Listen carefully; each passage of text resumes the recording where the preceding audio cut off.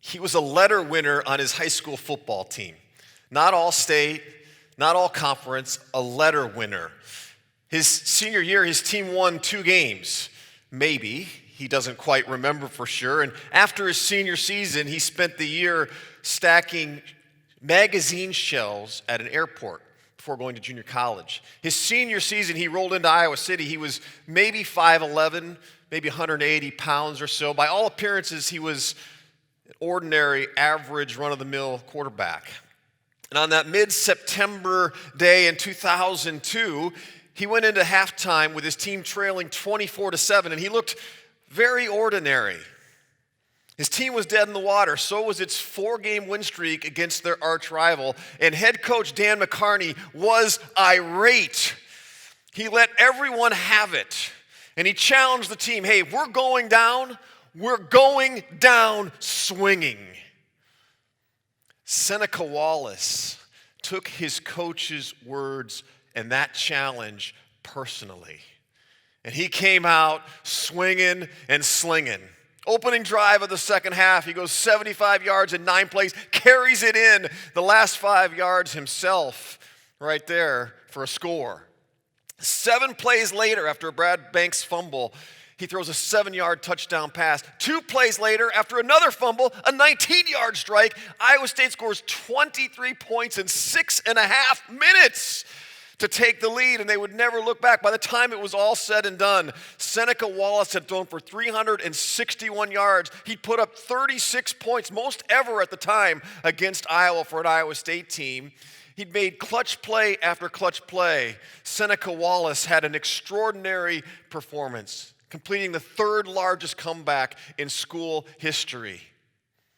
Seneca Wallace took his coach's words to heart, and he understood his role. He used his position and his resources. He seized the moment. And he went from ordinary to extraordinary. In fact, he became the front runner for the Heisman Trophy. When it was all said and done, Seneca Wallace had bailed out Cyclone Nation and very much ruined my day. We need some football, I'll tell you that right now. We're in a summer series called Extraordinary, and we're looking at the lives of people in the Bible, just ordinary people that God used in extraordinary ways. And this morning, we are looking at the Seneca Wallace of Susa, the capital city of the Persian Empire in 470 BC. Her name was Esther. She was a young Jewish woman raised in exile by her cousin Mordecai after her parents had died. And through this relationship and through some seemingly random coincidental events in her life, Esther is challenged to discover and fulfill her purpose and use her position and resources to seize the moment and to save a nation of people otherwise left for dead. Here's the interesting thing. The book of Esther never once mentions the name of God, and yet his fingerprints are all over this story. And the author does this intentionally, leaves God out intentionally, because he wants us to look for God's presence and activity, not only in this story, but in our own lives, in the very ordinary relationships, in ordinary events, as well as extraordinary random things that happen in our lives. Because the author wants us to see that just like Esther, God invites us ordinary people to extraordinary positions for extraordinary purposes. And we find out in chapter 1 what it looks like when someone has an extraordinary position but no extraordinary purpose. Xerxes is the king of the Persian Empire, one of the greatest empires in history. He's ruling over 127 provinces that stretch from Egypt all the way to India. And at a time when he should be focused on expanding prosperity for everybody, or protecting the most vulnerable, or securing justice for all, he's throwing parties for himself, indulging his own pleasure. In fact, it's like 6 months of a party, and he caps it with this week-long bender, encouraging everybody to drink as much as they can. It makes the parties of Wolf of Wall Street or Project X look tame. And so he's getting drunk himself, and he starts showing off a little bit. And he gets this brilliant idea. He says, I know, I've got the most beautiful wife in the world. I should show her off.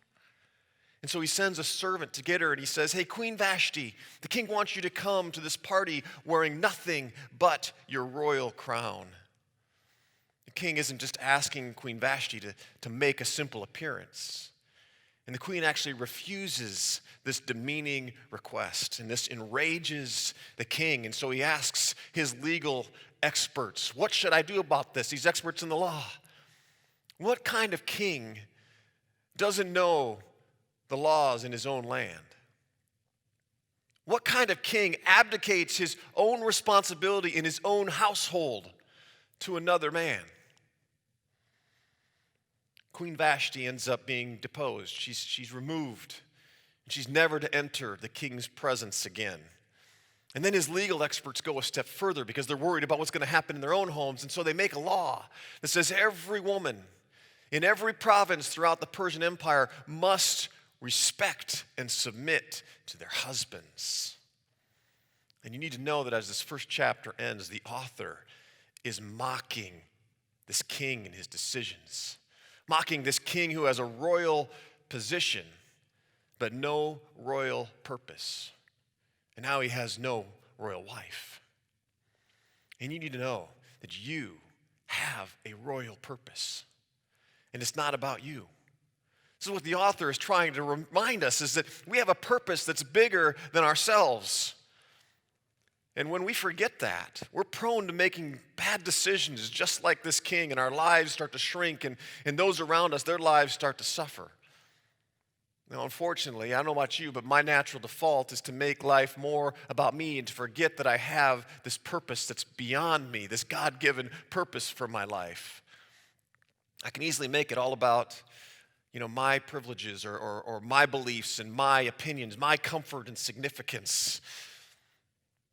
It's a dead giveaway to me when maybe somebody makes a decision or somebody has a response or an opinion that I disagree with, and I start to take it personally, and it hurts way more than it should hurt. And so then I start to maybe have some thoughts about what kind of people think this way or act this way, and I start having judgment in my heart towards this person.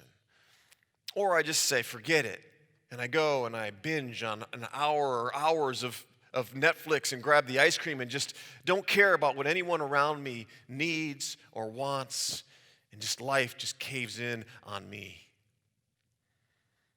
When we fail to realize or remember that God has given us a purpose that goes beyond ourselves, it's so easy to become like King Xerxes and seek our own pleasures and get upset when things don't go our way and make really bad decisions or abdicate responsibility for making any decisions at all. Regardless of our position, we all have a royal purpose. And we need this purpose. It's what brings us life. That is what brought Seneca Wallace to life in the second half of that game against Iowa. He was reminded that his purpose was bigger than himself.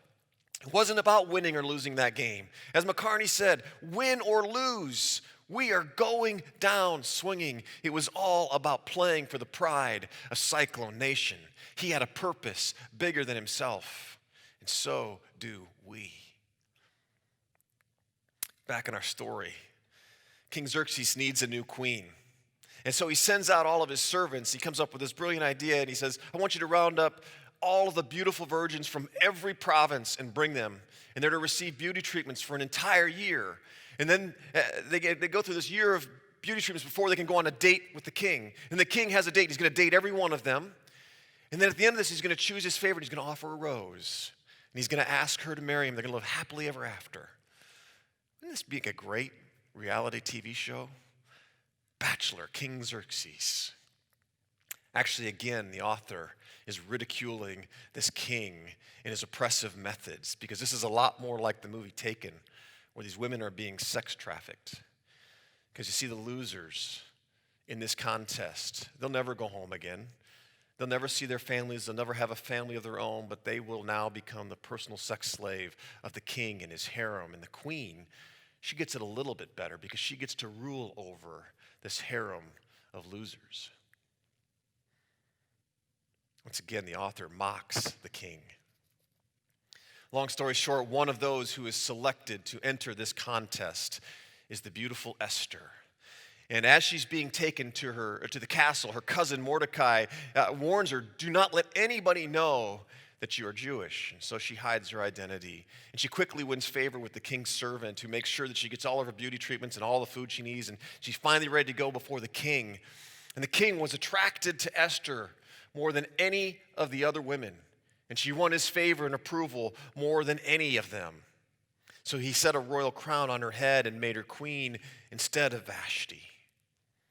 Unbelievably, a young Jewish orphan living in exile becomes the queen of the entire Persian Empire. And get this, while all this is happening, Mordecai keeps checking in with Esther. And one day he's outside the king's gates and he overhears two officers of the king making a plan to kill the king. And Mordecai uses this to his advantage. He goes and tells Esther, who goes and tells the king and gives Mordecai full credit, and they save the king's lives. A reminder, God is not mentioned in this story at all, and yet these two outsiders from his family have somehow gotten into the inner circle of this king, and they've won the favor of the king of the Persian Empire. Again, God calls two ordinary people to extraordinary positions for extraordinary purposes. God is always present, always at work. He's doing this kind of thing always, putting ordinary people in extraordinary positions for extraordinary purposes. Are you looking for God's presence in both the ordinary relationships and experiences as well as the extraordinary events that happen in your life? Of course, there's always forces working against God's purposes. And now we meet Haman. He is the king's chief of staff. And his family and Mordecai's have some history. There's a lot of bad blood going way back between these two. They're like the Hatfields and the McCoys wanting to destroy each other. And so when Mordecai refuses to kneel down to this chief of staff and give him honor, Haman decides he's going to end this feud once and for all. And he's not going to just kill Mordecai, but he says this. Instead, he looks for a way to destroy all Mordecai's people, the Jews throughout the whole kingdom of Xerxes. Haman goes and he tells the king, hey, there's this group of people living in your kingdom, and they disobey all of your rules, and they have their own traditions and customs that aren't anything like yours, and you should not tolerate them being here anymore. And he pays the king 10,000 talents of silver for the right to be able to go and carry out genocide against this group of people. The king doesn't ask any questions. He says, sure, and he signs this plan into law, and a date is set when every Jewish man, woman, and child will be killed on the same day. And signs are posted throughout every province in the empire. And the king and Haman sit down for a drink, and the rest of the empire is bewildered. And when Mordecai learned of all that had been done, he tore his clothes and he put on sackcloth and ashes, and he went out into the city wailing loudly and bitterly. In every province to which the edict and order of the king came, there was a great mourning among the Jews. Make no mistake, this was a public protest. If Mordecai had simply wanted to grieve or mourn, he could have put on sackcloth and ashes and stayed at home. But he wants everyone to know about this wicked injustice, especially the king. And so, at great risk to himself, he marches right up to the king's gate, wailing loudly and bitterly. And you can bet he would have gone even further, except there was a rule that stopped people from going beyond the gate if they were wearing sackcloth. Mordecai joins this collective suffering, these very public protests of the Jewish people in every province. Can you imagine such a scene today? When Esther's attendants came and told her about Mordecai, she was in great distress. And she sent clothes for him to put on instead of sackcloth, but he would not accept them. Esther's first move. She's distressed. She's worried. She wants him to cover up. Stop making such a scene. Maybe she was trying to protect him. Maybe she'd become completely sheltered in her new life of privilege. Or maybe she was suffering from PTSD and just couldn't face reality. The story doesn't explain why, but it's clear that Esther doesn't know what's going on. She actually sends her attendants to ask Mordecai, "What's troubling you?" And Mordecai tells her about Haman's plan and says, "Esther, you're the only one who can save our people. We need you to take a stand. We need you to go to the king and beg for mercy. Get him to change this law." And Esther says to Mordecai, "Do you realize what it is you're asking me to do?" This is all the kings and officials and the people of the royal provinces know that for any man or woman who approaches the king in the inner court without being summoned, the king has but one law, that they be put to death unless the king extends the gold scepter to them and spares their lives. And then she adds, "By the way, it's been 30 days since the king has invited me to his quarters. If I go and see the king, I'm as good as dead." Like Dan McCarney, halftime of that Iowa State game, Mordecai can't believe what he's seeing and what he's hearing from this woman that he's raised as his own daughter. And it says, when Esther's words were reported to Mordecai, he sent back this answer: "Do not think that because you are in the king's house, you alone of all the Jews will escape.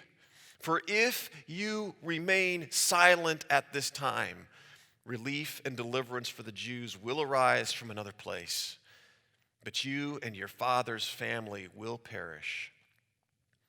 And who knows but that you have come to your royal position for such a time as this." Whoop, there it is. One of the most famous lines in the entire Old Testament. One of the best halftime speech, one of the best rallying cries of all time. For such a time as this, who knows? But you're in this position. But don't miss the rest of Mordecai's message to Esther. He says, "Listen, Esther, if you stay silent, God's going to find another way to save his people. But don't you expect to be saved because of your place of privilege in Xerxes' world. God hasn't made you a queen so that you can bury your head in the sand or so that you can save yourself. If you don't take action, you will surely die, and your father's family with it. You are an ordinary Jewish woman from an ordinary Jewish family, but you have been placed in an extraordinary position at this extraordinary time for an extraordinary purpose." Let me ask you something. Who plays the role of Mordecai in your life? Who do you allow to kind of get up in your grill and confront you when you've lost sight of what's most important? Or who helps you see where God is and what God is up to and inspires you to join him in that work? We all need a Mordecai, someone who we allow to just speak bluntly, honestly to us when we're having trouble seeing a problem ourselves or seeing ourselves as the problem. Someone who can offer us another perspective when we may be angry about a situation, or maybe we don't know what to do, or we're too scared to do it. Will you allow me to be Mordecai with you for just a second and ask you, what royal position has God placed you in? In other words, who are the people that you influence, that you care for, that you teach, that you coach? And what gifts has God given you? We don't all have the beauty of Esther or the speed and athleticism of Seneca Wallace, but every one of us has been given unique strengths and gifts and talents and resources and passions, skills, and even wounds. Even our wounds are meant for God's purposes. What do the people around you need from you in this moment? At a time such as this, a time with so much uncertainty, so much loss and grief. We've seen the riots, we've seen the division. We know about political division. We know about racism, all of these things. We know at a time when people need family celebrations and joy and laughter and fun, probably more than ever. How are you using your God-given gifts and resources to be part of God's plan for rescue and redemption and restoration of our world? How will you bless our broken world at a time such as this so that those around you can encounter and follow Jesus? I want so bad to tell you my story about my friend Robeson right now, and I don't have time, so I have to tell you that another time. But I just want to tell you there's tons of examples of people doing this so well in our church right now.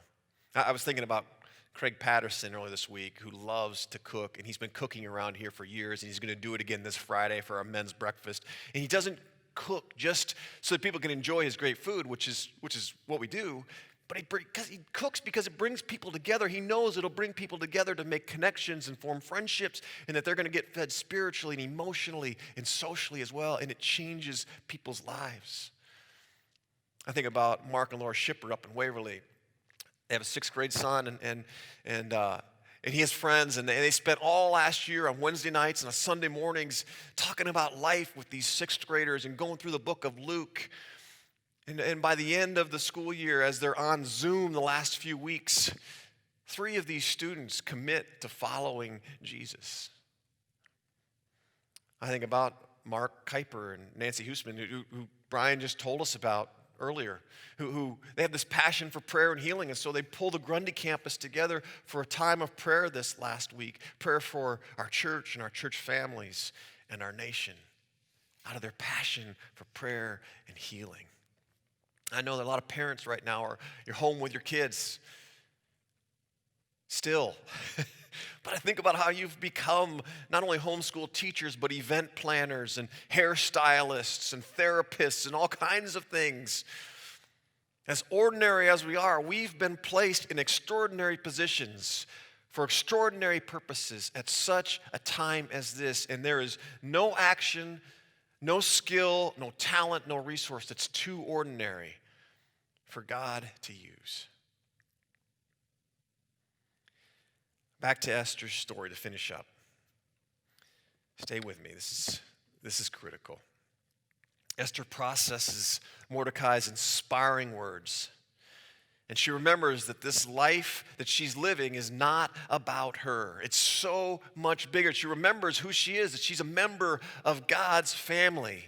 And she accepts Mordecai's challenge. She says, I will go to the king, and if I perish, I perish. She determines that there is no greater purpose, no greater love than to lay down her life for another.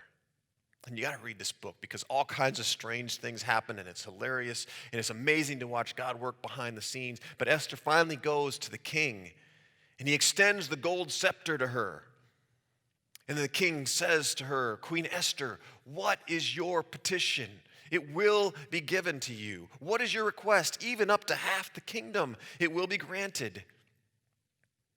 And Queen Esther answered, if I have found favor with you, your majesty, and if it pleases you, grant me my life. This is my petition. And spare my people. This is my request. For I and my people have been sold to be destroyed, killed, and annihilated. And the king asks, who sold you? Who dared to make this plan? He's totally unaware of his own part in this. And with Haman standing right in front of her, Esther responds, "This vile Haman did it." Dun, dun, dun. Esther risks everything. She reveals that she's Jewish, and she confronts head-on the evil standing right in front of her. Esther pleads with the king, and don't miss what she says. She says, "If my life really matters to you, help me. Give me my life. And not just my life, but please acknowledge that the lives of all Jewish people matter. And if all Jewish lives matter, please do something to stop us from being annihilated." Hundreds of years and pages later in the New Testament, Jesus' friend Peter writes to encourage the church. And he says, some people stumble because they don't understand or they don't take God at his word. But you are not like that. For you are a chosen people. You are a royal priests, a holy nation, God's very own possession. And as a result, you can show others the goodness of God. Hundreds of years later, Orchard Hill Church, followers of Jesus, God has bestowed on us, ordinary people, a royal position for such a time as this. Just like Jewish people in this story, Black lives have been oppressed for centuries in our nation.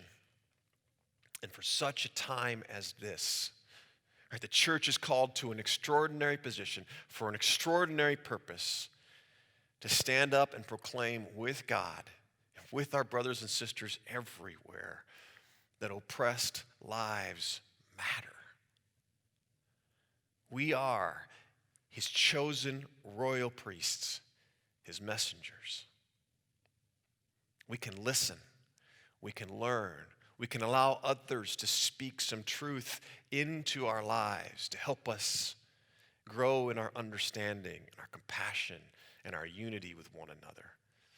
I know a number of us are reading through the book Color of Compromise right now about church history and the history of racism, and I wonder if that's not something you might join us with as we learn more about history and about the oppression of people in our society. Part of our purpose as we obey and follow Jesus is to stand together and to work for justice and freedom for all. Will you please pray with me? Father, help us to understand this time and day we're living in, both within very immediate ways, within our own families, within our circle of friends, within the jobs you've given us to do, but also in the larger context of what's going on in our world. Help us to understand that you have called us and invited us to this royal position for this royal purpose, so that we can show others your goodness. God, help us to know how to do that. Help us to know how to take steps to show others your goodness, to bless this broken world, and to help others encounter and follow Jesus. It's in your name we pray. Amen.